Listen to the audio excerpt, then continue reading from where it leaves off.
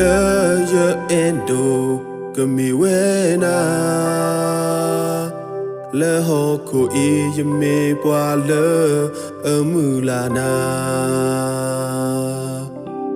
sana ka tinya edo te plana ebo bikana the soul ye ta te plana ba ta en le odo ya kele hiye tena wa ga tu hiye ba wa le ye en ba o na se tu ra tinya ye ta e me ta no so wa ga tu hiye le ba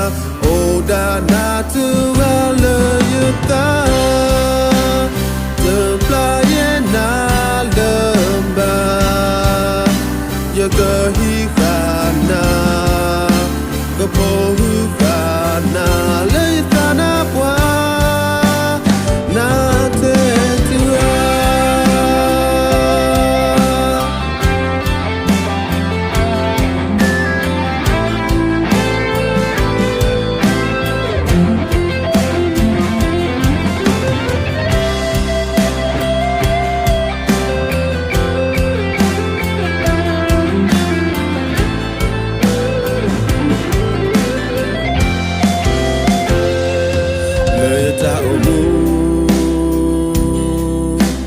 le ye endo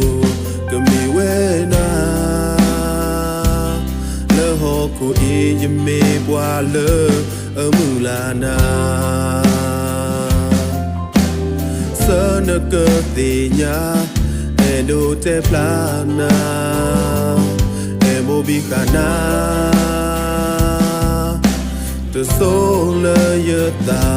te plana ba le ondo ya kele yetena kwa ga tu heye ba kwa le ye ba o na se tu ra